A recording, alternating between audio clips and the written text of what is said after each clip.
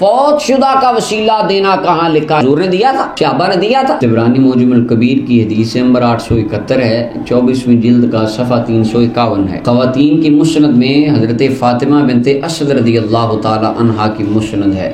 امام سمودی رحمۃ اللہ علیہ فرماتے ہیں اس حدیث کی سند جید ہے اور اس کے تمام روات صحیح ہیں۔ حضرت انس بن مالک رضی اللہ تعالی عنہ فرماتے ہیں حضرت سیدنا مولا علی المرتضیٰ رضی اللہ تعالی عنہ آپ کی والدہ کا وصال ہو گیا، جن کا نام حضرت سیدہ فاطمہ بنت اسد رضی اللہ تعالی عنہ تھا۔ نبی کریم صلی اللہ علیہ وسلم حضور نے جنازہ پڑھایا، ان کی قبر میں داخل ہوئے، وہ سارے معاملات حضور نے اپنی قمیض کا ان کو کفن بھی عطا فرمایا تبرک کے طور پہ۔ اس کے بعد نبی کریم صلی اللہ علیہ وسلم نے ان کے لیے دعا مانگی۔ یہ دعا قابل غور ہے۔ اس دعا میں نبی کریم صلی اللہ علیہ وسلم نے وسیلہ دیا اللہ کی بارگاہ میں۔ ہمارے دوست پوچھتے ہیں کہ زندہ کا وسیلہ تو جائز ہے، وہ بھی اس طرح کہ دعا کرا لو اس سے، بس ٹھیک ہے۔ فوت شدہ کا وسیلہ دینا کہاں لکھا ہے کہ حضور نے دیا تھا، صحابہ نے دیا تھا؟ تو ہاں، اس حدیث میں ہے کہ رسول اللہ نے خود انبیاء کا وسیلہ دیا۔ کس طرح؟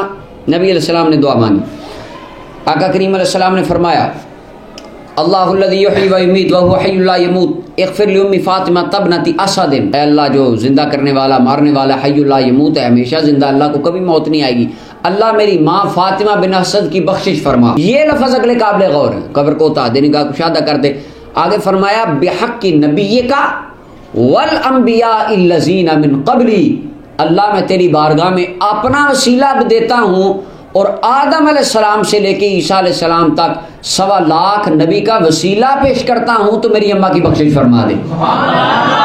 اب نبی کریم صلی اللہ علیہ وسلم نے اپنی دعائے مبارکہ میں خود انبیاء کا وسیلہ پیش کیا اور اپنا وسیلہ پیش کیا، ذات کا وسیلہ پیش کیا اور کہا اللہ نبیوں کے واسطے، نبیوں کے وسیلے سے میری اماں کی بخشش فرما دے۔ اور نبی علیہ الصلوۃ والسلام نے پھر جنازہ پڑھایا اور حضرت نبی کریم صلی اللہ علیہ وسلم نے، حضور کے چچا حضرت عباس نے اور حضرت ابو بکر صدیق رضی اللہ تعالی عنہ نے آپ کو قبر میں اتارا۔